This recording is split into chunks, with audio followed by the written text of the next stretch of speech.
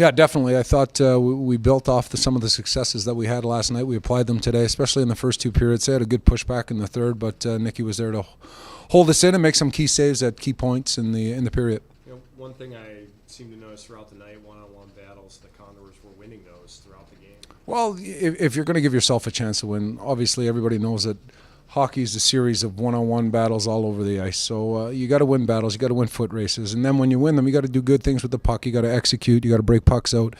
You got to play a really simple, smart, high percentage play game, and I thought we did that over the last two games. So hopefully, again, we can just build on these successes and move forward.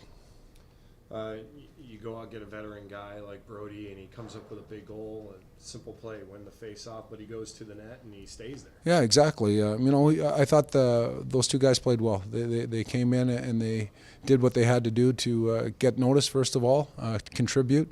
It's not an easy thing to do, to come up to a new team, new systems, new surroundings, and jump right in and fill the role that they did. So kudos to those guys. They played good game. And maybe more importantly, giving you some of that secondary scoring. Definitely something that we talked about all year long. So it's nice to see. Ellis between the pipes, I mean, when he had to, especially in the first two periods, he wasn't seeing a lot of action, but when he did, he made some. You know what? You're right. They didn't get many opportunities, but the opportunities that they had were key. A couple of breakdowns in the offensive zone, which led to some odd man rushes, and either the D broke them up with some good plays, but when they didn't, Nicky was there to make those saves that we needed. Too early to start thinking about the playoff position, or are you guys thinking about that? You know what?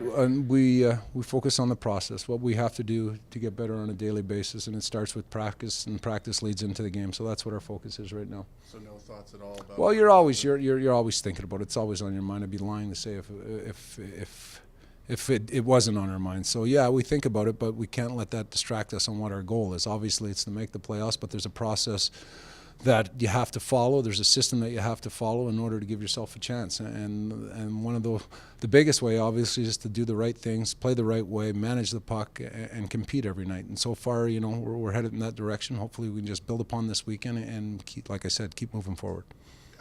Where do you feel like your team is right now? You feel like they're playing, how you want? Obviously the last two games you played really well. Is this the best you think they played this year? Well, there's been ebbs and flows throughout our season. That's why we're at 500.